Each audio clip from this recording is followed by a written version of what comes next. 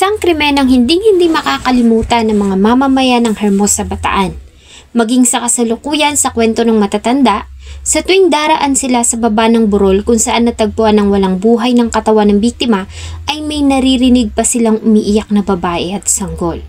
Bagamat ito ay maituturing na isa lang kwentong bayan, ang masakit na sinapit ng Aita woman na si Angelique Charlotte Bulataw at ng bata sa kanyang sinapupunan ay hinding-hindi makakalimutan kailanman, lalong-lalo na ng mga katutubong Aita sa Hermosa, Bataan. Hustisya ang pamilya ng babaeng karumal-dumal na pinaslang at ginahasa umano ng mga nakainuman ng kanyang ina. Natagpuan ang bangkay ng biktima na nakalambitin sa isang puno.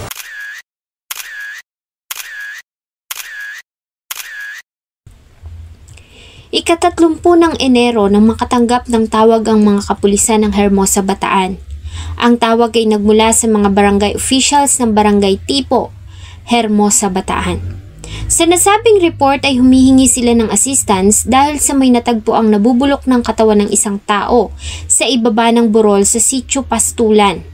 Ang nasabing sitio ay kilalang tirahan ng mga katutubong Aita at ang malawak na mga lupain doon ay nasa kanilang pangangalaga bilang kanilang mga ancestral domain. Tahimik ang lugar ng Pastulan Village, Hermosa, Bataan. Sa mahabang panahon ay wala pang naitatalang krimen o brutal na pagpatay sa kanilang lugar, kaya naman ang kaso ni Angelique ay mag-iiwan ng trauma at sakit sa mga tao doon. Nang makarating ang mga pulis sa lugar ay sinamahan sila ng mga mamamayan doon at mga barangay officials sa lugar kung saan natagpuan ang katawan. Malayo pa man sila sa area ay naaamoy na nila ang masangsang na amoy na nagmumula roon. Mula sa makakapal na damo ay natanaw nila ang isang katawan na nakabitin sa puno at natatabunan ng tuwalya ang mukha nito. Nang tanggalin ng mga pulis ang tuwalya ay bumungad sa kanila ang isang babae. Wala itong suot na pang-ibabang kasuotan. Mula sa kalayuan ay isang ginang ang umiyak at naglupasay sa lupa. Nakilala kasi nito na ang tuwalya at ang damit na suot ng babae ay pagmamay-ari ng kanyang anak. Anak na inakala niyang maayos ang kalagayan sa bahay ng lola nito. Ang biktima ay agad na nakilala ang 20 years old na si Angelique Charlotte Bulataw, isang half Chinese at half Aita. Ang kanyang ina na si Rodora Bulataw ay nabibilang sa mga katutubong Aita na tahimik na naninirahan sa Hermosa, Bataan.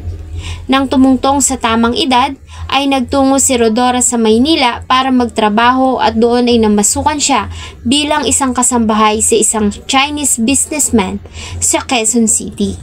Sa kalaunan ay nahulog ang loob ng inche kay Rodora at ang pagmamahalan ng dalawa ay nagbunga at ito na nga ay sa katauhan ni Angelique. Pinanganak ni Rodora si Angelique noong June 9, 1996 sa Quezon City. Akala ni Rodora ay tuluyan ng gaganda ang buhay nilang mag-ina sa piling ng incheck. Subalit nabigo sila.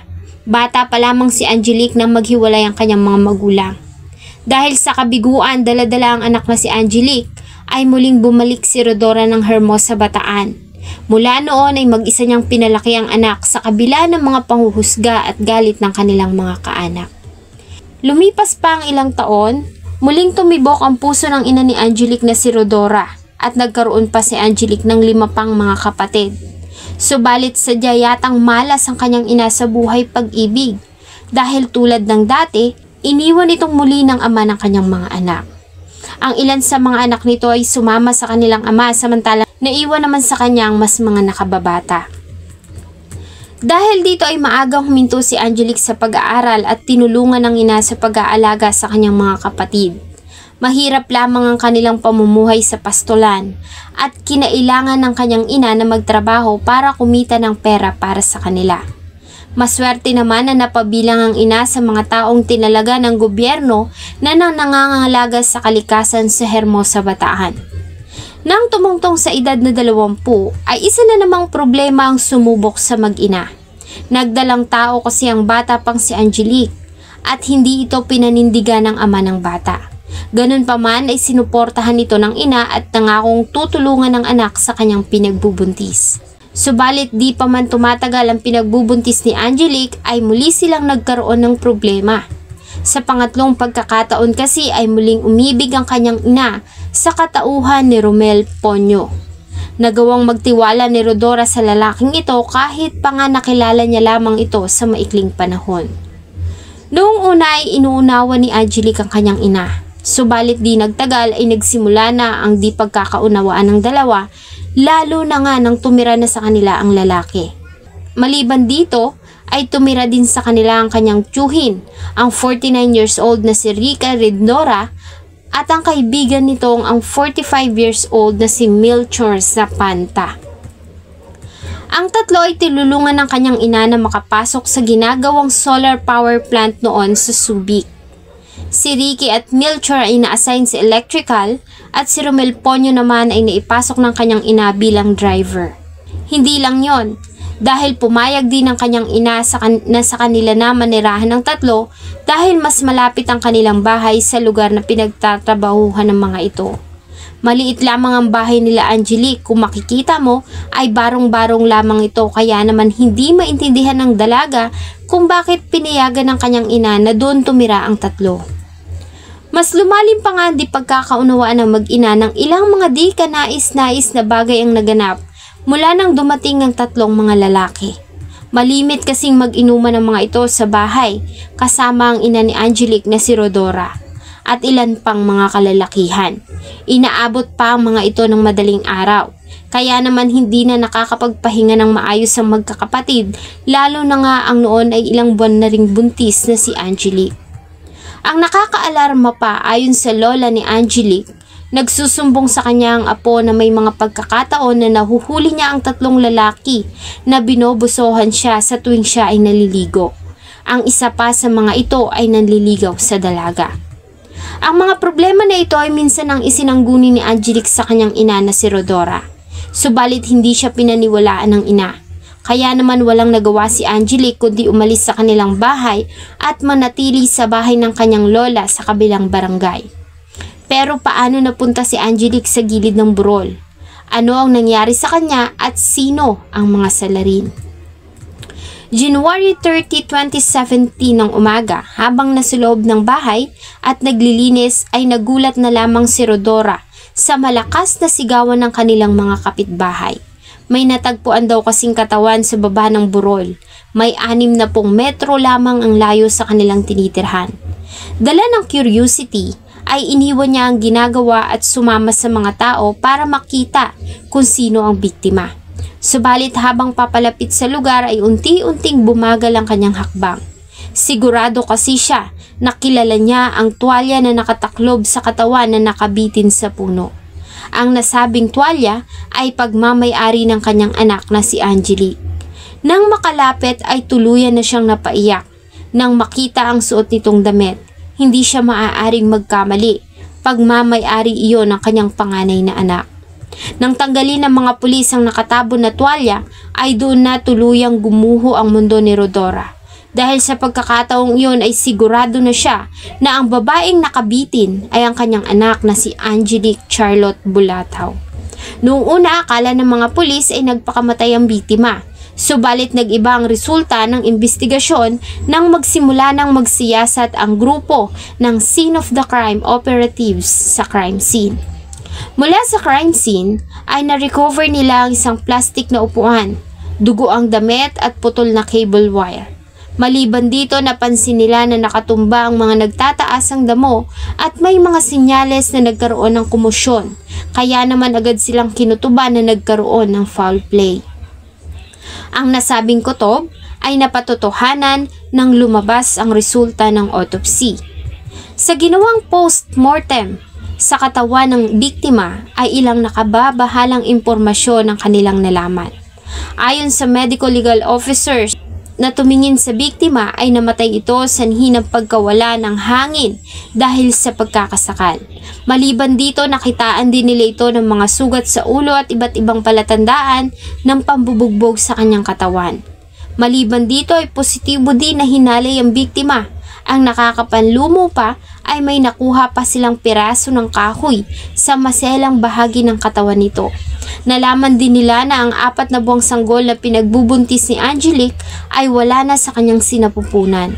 Maaari umanong nalaglag ito nang mangyari ang krimen at kinain ng mababangis na hayop tulad ng bayawak. Sa lubhan ng sinapit ng dalaga ay marami ang nagalit. Agad na inatasan ng pamahalaan ng Hermosa Bataan ang CIDG na mag-focus sa kaso at bigyan ng hustisya ang kawawang dalaga at ang kanyang anak. Sa ginawang investigasyon ay 4 na pangalan ng lumutang. Kabilang na dito ang kinakasama ng nanay ni Angelique na si Romel Ponyo, Ricky Rindora, Melchor Zapanta at alias Edwin. January 27, 2017, 3 araw bago matagpuan ang katawan ni Angelique ayon sa salaysay ni Rodora. Kasama ang live-in partner na si Romel Ponyo, ang bayaw na si Ricky at kaibigan nitong si Melchor ay nag-inuman sila kasama ang kanilang engineer at isa pang katrabaho na si alias Edwin.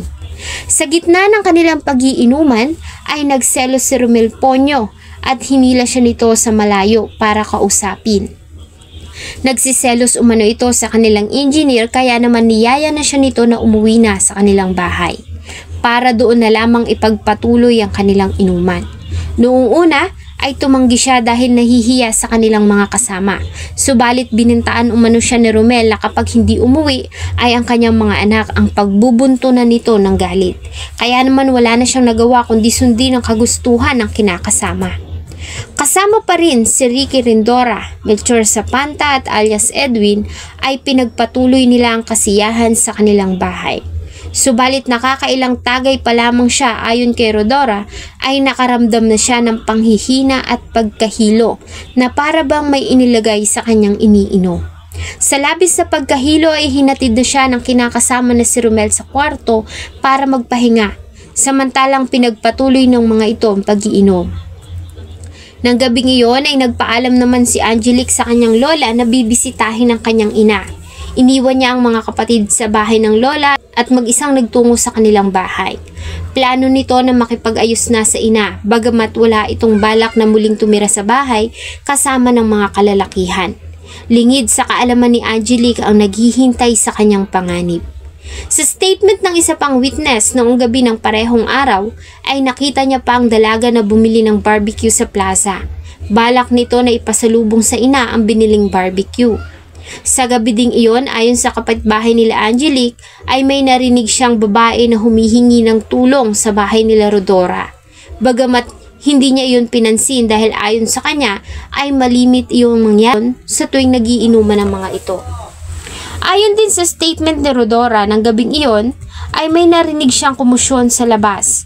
Subalit hindi niya magawang bumangon dahil parang lantang gulay at walang lakas ang kanyang mga katawan. Hanggang sa tuluyan ang manahimik at tuluyan na siyang makatulog. Pagising ng umaga ay nahalata niya nakakaiba ang kilos ng mga kasama sa bahay.